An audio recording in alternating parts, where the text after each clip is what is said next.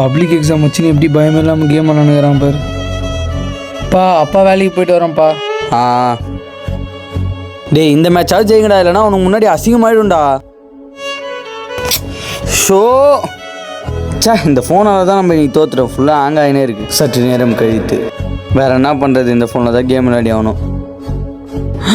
ஐயோ, என்ன இந்த ஃபோன் ஆன் ஆக மாட்டுது? ஒரு வேளை நம்ம தூக்கி போட்டதுனால இப்படி ஆயிடுச்சோ? ஐயோ, இப்போ நம்ம என்ன பண்ணுறது? இப்போ அப்பா வர டைம் வேறு ஆயிடுச்சு, என்ன பண்ணுறது? சற்று நேரம் கழித்து என்னப்பா பச்சுன்னு போல? ஆமாப்பா, பப்ளிக் எக்ஸாம் வருது இல்லை, அதான் படிச்சுன்னு இருக்கேன். ஓ அப்படியா, சரிப்பா சரிப்பா. அப்பா போய் மூஞ்சி கைக்கெல்லாம் கை வந்துடுறேன். ஒன்றா உட்காந்து சாப்பிட்லாம், அப்புறமா படி. ஆ பா ஃபோனு. பா, என் ஃபோன் அது கீழே போட்டது. ஆமாம்பா, இங்கே வச்சிருந்தியா? அப்பா வர டைம் வேறு ஆயிடுச்சு, இப்போ என்ன பண்ணுறது? அப்பாவோட துண்டு எப்பவுமே மூஞ்ச கழுவிட்டு இந்த துண்டு தான் எடுப்பார். சரி, இது உள்ளே வச்சிருவோம். ஒன் சைடு கேப்பாக வைப்போம், அப்போ தான் எடுக்கும்போது கீழே விழுவும். ஐயோ, என் ஃபோனுக்கு என்னாச்சு? கொடுப்பா, முதல்ல கொடுப்பா. ஐயோ, பார்ப்பா என்னாச்சுன்னு பார்ப்பா. இதே சாக்கில் புது ஃபோன் கேட்டுருவோம். பா, என் ஃபோனே ஆனாவில், எனக்குலாம் தெரியாது. எனக்கு புது ஃபோன் வாங்கி தரணும். பா, இந்த ஃபோனை ரெடி பண்ணி தரேன் வாப்பா.